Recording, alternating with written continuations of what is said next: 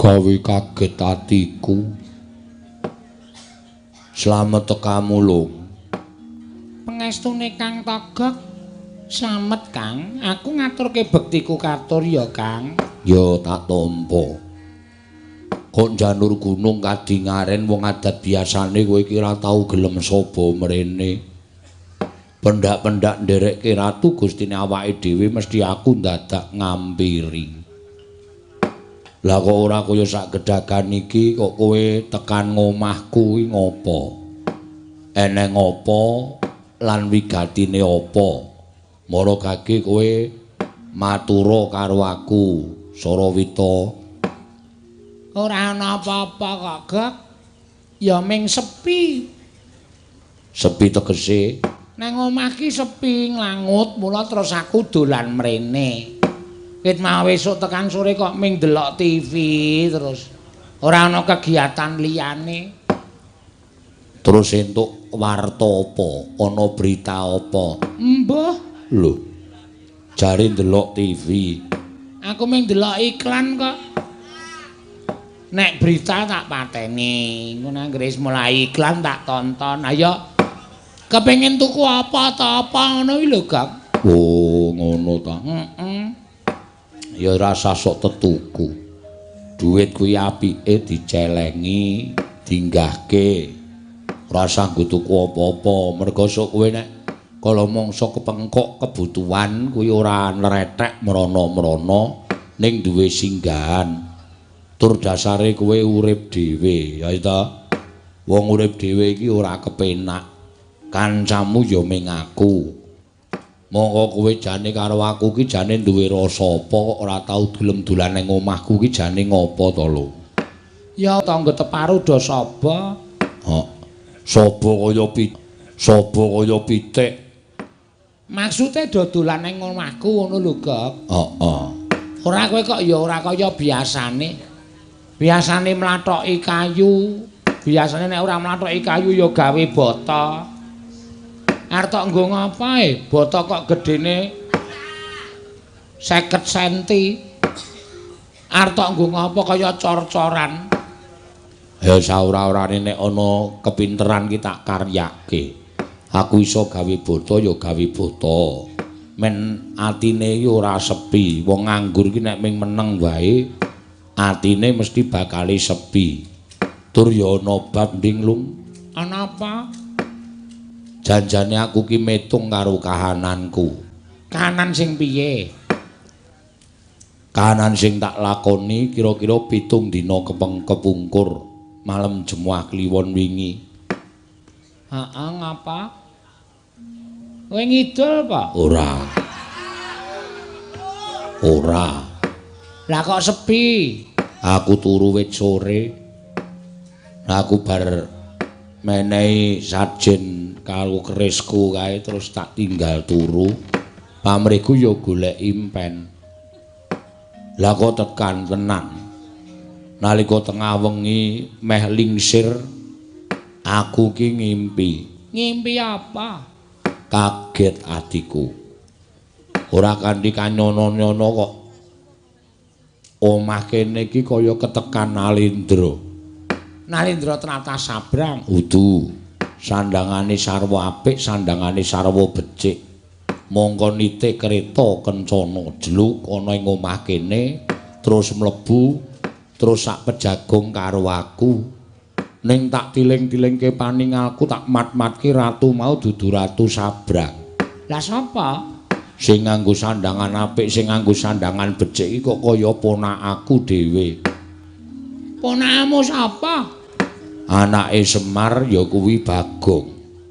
Mongko Bagong iki sak cek jumlek ora tau saba mrene nek ketemu karo siwane ya aku ming neteli apa sing tak nggo. Aku nganggo jam ya dijaluk, aku nganggo gelang ya dijaluk, nganggo kalung kesehatan aku ya dijaluk. Pokoke ming dirampok karo sing jeneng Bagong. Lah kok ora kanthi kanyono-nyono kok bocah iki tekan kene. Terus Lah ya jagongan karo aku sak uwen-uwen. Monggo blas to, anak Semar ki ora ana sing tekan kene. Mongko jane Semar iki adhiku lho. Lah iya, ya kondange ngono. Heeh. Ning kok ora ana sing tilik karo Pak Dene, ora ana sing ngaruhke karo Pak Dene. Lah kok aku nganti ngimpi kaya ngono kuwi werdine apa ya, Lung? Kuwi janjane ming tom-tomen. Kowe iki ming kangen karo anak-anak ini Semar. Ya arep kowe karo aku ki mapan ning tlatah Sabrang ning dipestheke utawa ditakdirke, dikodratke nek Semar kuwi dadi adimu. Lah iya. Nek le pisah wis pirang-pirang abad. Wis suwe banget. Arep kaya ngono ning sambunging sedulur ki ora bakal iso pisah, Gok. Iya. Nek kok sing tak kangeni Semar kok sing teko anake. Lah kowe apa lali? Jaman kowe njaluk kanca urip ning alam padang kowe diparingi aku. Semar njaluk kanca duk nalika urip ana ing jagat diparingi Bagong. Heeh. Dadi derajate Semar karo kowe iki padha, derajate Bagong karo Bilung kuwi padha. Oh, Mula nek kowe kangen karo Semar sing teko Bagong kuwi padha wae. Padha karo nek Semar kangen karo kowe sing teko aku kuwi ya sama dulu. sama saja. Sama saja. Ngono lho maksude. Heeh. Ning apa yo bakal tekan kene tenan yo cahidan kae. Wis rasa tok arep-arep malah entek-entekan kowe. Engko bifete dijaluk, korsine diusung, wong kae iki wong nekat ora jamak-jamak. Ning aku kok duwe pandakwa lho. Pandakwa piye? Dina iki kok ngarepan kuwi jagone do tarung. Lah karang do nyoba e. Oh. Brenjake do ganter-ganter. Suarane wit esuk mau ora leren-leren. Nek kowe sing teko ora mungkin mesti ki eneng wong sing arep tekan kene. Ya muga-muga bener wae, Gok.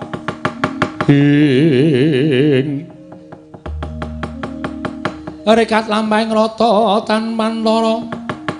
Prapteng sukuning argaram kang tumingal.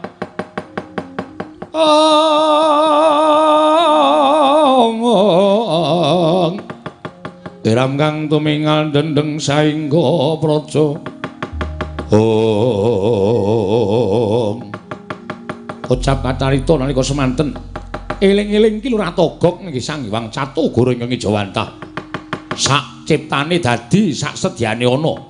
Ngraosi bilih jurang porong badhe ketekan dayuk. Dados sakuling mangke ingkang bletek-bletek saking katebian. Mangono pangudas marane ora liya kejaba mung ki Lurah Bagong. Ingkang sowan ngersanipun ingkang wa ing padukuhan jurang porong. Mangkono pangudas marane iki Lurah Bagong. Assalamualaikum, Wa. Wa. Aku rawuh, Wa. Wetegek. Wah, cangkeme wis ketok. Ngandel ora. Rak ming padha karo diisin-isinke ta kowe, Gok. Lha kok kaya suarane ponak aku Bagong ya, Lung. Sajake. Wa, aduh liwat niki, Wa. Lawange endi, Wa? Lawange ngarep kuwi cah edan. Oh iya, Cak Kentir. Aja tok wangsul ndak malah ora kajen kowe. Aku sowan ya, Wa, Wetegek.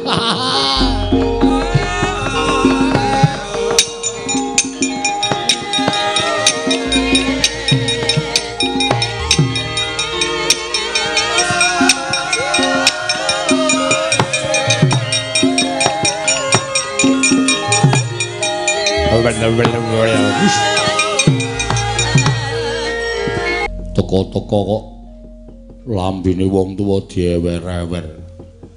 Slamet, Gong. Mengestune siwa.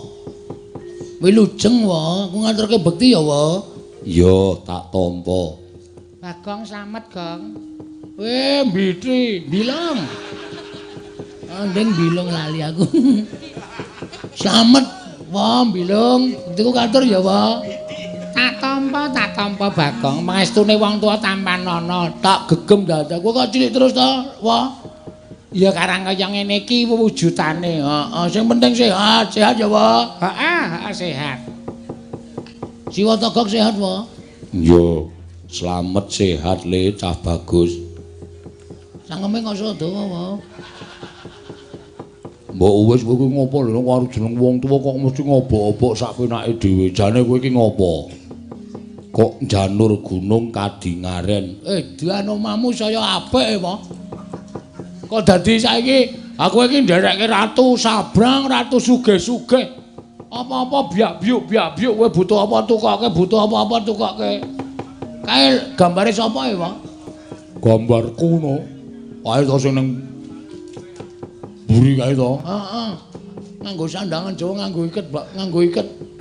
Kok lambene ora dawa? Tok plester apa? Aku orang pesen karo sing nglukis men aja nganti diketokke dawa men ketokke demes kok. Asem iki. Iso dikon to? Iso.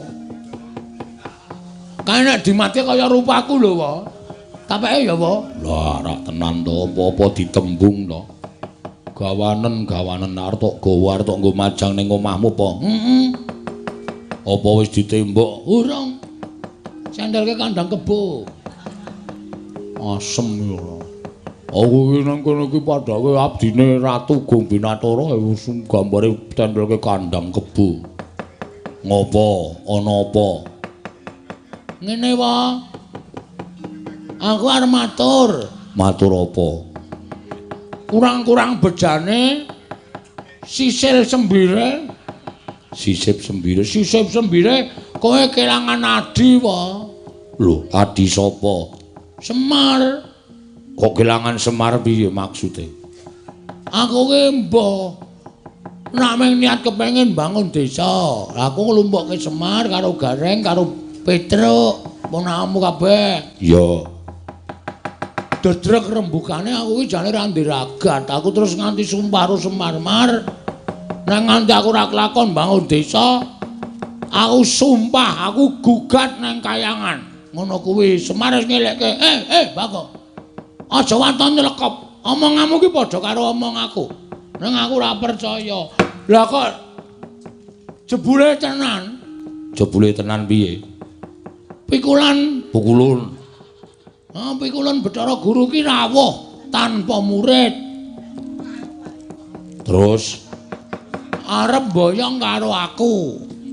Arep boyong karo kowe. Heeh, dunggake ning kayangan dianggep aku ki salah mergo aku nibake sumpah. Kayangan geger jare Bale Marti Kunda manik rungkat. Kuwi omong sapa kaya ngono kuwi? Bathara Guru. Semar ya ora percaya. Terus Bathara Guru anu Semar ngandhake jane lemu duwe arep ngluputke Bagong ki mergo pawadan kowe sengit karo aku kok Bathara Guru. Geger pokoke. Aku ya wis ngerti nek Semar ki ya ora cocok karo Manikmaya ki wis suwe. Lah iya. Perang. Dewa-dewa kalah karo aku kabeh. Wah, kowe gak menang karo dewa-dewa. Menang ning ming sithik rasa njaluk ya. Menang perang. Aku iki terus Bapak Bathara Guru teko, aku mundur. Terus Bathara Guru Semar pokoke Bagong tak boyong. Terus Semar muni ngene iki, nek Bagong arep tak boyong ijole aku. Bagong aja tak gone kayangane ijole aku. Sing muni ngono Semar kowe lho. Terus Gareng ya muni ngono. Aku ya tak gelem dadi ijole. Si Petruk ya muni ngono. Lho terus Semar diboyong ning kayangan karo Gareng karo Petruk. Lho. Nek ngono kowe saiki ijen mula aku mrene iki sejatine arep genahke Gok. Apa? Siwa iki jare kakangne bapak. Aku ki sing tuwa dhewe. Nomor 1 aku, nomor 2 bapakmu, nomor 3 Bathara Guru. Terus kae bilung kae. Anak tikus. Udu iki ya iki arep kaya ngono iki bekas ratu. Weh, lah kok ora abang. Gundulmu atos kowe iki mbok ya dilarani lek seneng main ngono ratu kok abang. Terus aku ki mbarepe nomor 2 Semar, nomor 3 Bathara Guru. Aku saya tak takon karo kowe. Arep kowe pisah karo Semar ki karo Semar rukun ora? Sing rukun ki mung aku karo Semar. Sing ora rukun karo aku karo Semar ki Manikmaya. Mula aku mbiyen karo bapakmu Semar ki digawe dening Manikmaya supaya mudhun ning jagat Aja nganti aku ro bapakmu Semar kuwi duwe panguwasa ning Suralaya kuwi mergo nggone meri Manikmaya karo aku karo bapakmu. Jane di anak Manikmaya. Terus piye? Aku saiki ngene. Pokoke aku mung pasrah karo Siwa Teoge-oge. Teoge-oge Togok. Aku pasrah karo Siwa Teoge-oge supaya nyelametke Semar. Nek Siwa Togok ora iso nyelametke bapak karo kakangku loro, aku ora nrimake. Ateges kowe kuwi dudu kakangne Semar. Ming aku tantrimane Bagong suwek cangkem. Waduh. Piye lho? Wis monggo wong cangkem-cangkemmu dhewe. Ora edan ora. Lah aku tok kon ngopo? Aku terke ning kayangan. Terke aku ora ngerti dalane. Aku ora dong tenan nek donge aku wis mangkat dhewe. Jare kayangan ki pucuking gunung ngendi? Kemukus. Utuh. Himalaya ki ngendi aku ora dong. Ning nek kowe wujud kaya ngono kuwi engko tekan Sela Matangkep ora diparengake ro dewa sing tunggu Kori Sela Matangkep. Sapa jenenge? Cingkara Bala Balapata. Cingkara Bala Balapata. Kuwi buta loro. Loro-lorone nggawa gada. Nek kowe ora dikeparengake munggah ning kayangan kowe lagi mlebu ana ing Kori Sela Matangkep dituthuk gada sirahmu kowe pecah mati. Waduh. Kayangan ki gawat kok ana bodyguard-e wae. Sapa Cingkara Bala Balapata? Terus kowe salin wujud dadi wong sing gampang mlebu metu kayangan. Sapa kowe? Sing gampang mlebu metu kayangan kuwi ming bendaramu Janaka. Terus kowe tak dandani dadi Raden Janaka gelem ora? Asik. Wah iki aku kan gleleng tenan iki. Janaka iki bagus ora jamak-jamak. Pokoke aku ngono nang dalan nek dibajul wong wedok, aku kan mampir sik lho. Aja Janaka iki jual mahal. Lah ora tak jual murah pokoke. Pancen kowe iki ngeyel kok gelem to? Gelem. Kowe engko tak duduhi dalane mlebu. Nek arep ngamuk-ngamuk ning kayangan nyelametno bapakmu karo kakangmu sakarone ning aja nyampurke aku. Terus kowe dicampur apa? Maksude aku aja nganti tok gathuk-gathukke aku mung nulungi karo kowe nduduhke dalane. Siap. Piye iki lek dandan piye? Ning aku bagus to iki? Bagus. Kaya ndoro Janaka to? Ning aja pisan-pisan ketemu karo Raden Janaka iso dipecah sirahmu. Mergo kowe madani Raden Janaka. Waduh cilaka iki. Kudu sesingidan iki. Oh iya. Terus carane piye? Wis kowe saiki ngadeg jejeg. Tangane ning dodo. Mripate merem. Merem kabeh, ora merem siji. Engko arep tok-tok. Ora. Aku sale curiga iki karo kowe, Gok. Kok meneh ora. Siwa? Ora omong. Ngampet-ambekan. Tak suwunke karo sing gawe Kostum menengo. Ora wangsulan to. Tak suwunke karo sing gawe urip kowe tak cipta dadi Raden Janaka muga-muga ketampa panjaluke Togok Yoga. Siap. Wis ngampet-ambekan. Wis ngono ya tata-tata aku tak ngrapal mantram sakti. Nek wis tak rapal tak suwun karo sing gawe urip supaya kowe iso malik Raden Janaka. Sebab sing iso mlebu metu kayangan ki mung Raden Janaka, sakliyane Raden Janaka ora bakal gampang mlebu metu kayangan. Mula dina iki kowe arep tak ganti Raden Janaka. Wis siap-siap. Waduh. Wah, suwek cangkemmu lho, Gok. Iki le ngampet wis ket mau Omong wae malah pidato. Oh, gewis. Ya wis, toto. Gewis tangane ning dodo. Ing tan samar pamoring sukma sinukmaya winah ya sepi sumimpen lenging kalbu pambukaning warana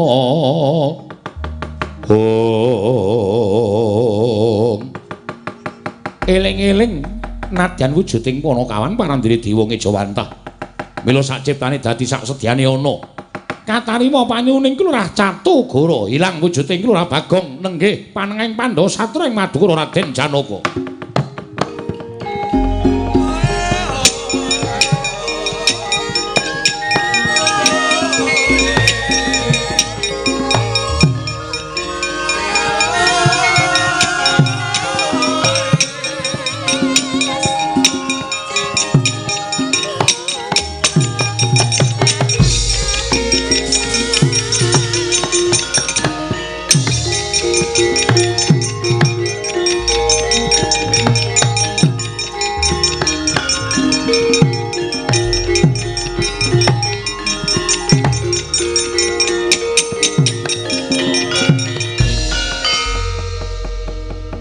Jian arep nemoni lelakon apa iki? Ngapa iki, Gok? Ngiluwa mlebu ning kamar tengah kae ana bifet gedhe ngiluwa. Ra gaya. Kanggre Kurat Janaka kepruk bata kowe. Tenan aku gak nek jak sepele kene iki.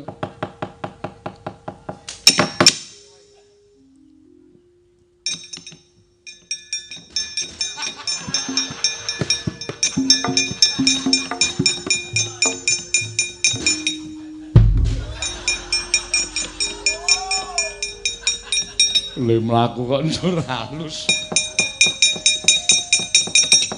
Tekan.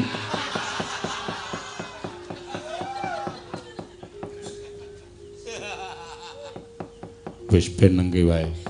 Ngopo? Aku ngaturake kenging panuwun ingkang tanpa pepindhan Toga. Padha-padha. Aku tuturna dalan sing anjuk marang kayangan Toga. Malah njijiki. Wis ben nengke wae ora. Ayo melu aku tak mlaku kowe ngetutke aku. Iya to. Raden Janaka nedya tindak maring kayangan. Lamun Cinendra kaya Sekar Puspawarna. Wasang gudeng. Ana ora. Wong gudeng Puspawarna barang apa? Raden Janaka tedak dateng kayangan Suralaya mawi gending lewung. Wes jan malah ora karu-karuan. Dadi lewung atiku. Gong, Bagong. Ora ngono kuwi Raden Janaka kuwi ora sembrono, ora lucu. Sing tuwajo. Iya Teguh. Murayu dibudalake bebarengan padha numpak bis malam. Wis gek menyang Gok malah kowe iki ngrungokke omongane Raden Janaka Petuk kuwi. Malah dadi mumet siraku. Yo melu aku. Ayo tak duduke dalane anjung ning kayangan. Iya, pancen mengkono. Ayo dibudalake. Toga ayo mangkat saiki. Toga ayo mangkat saiki. Ya ayo, ya gek mangkat. Ana togong. Ora budal. Yo mangkat yo. Ayo Toga budal dina iki Toga.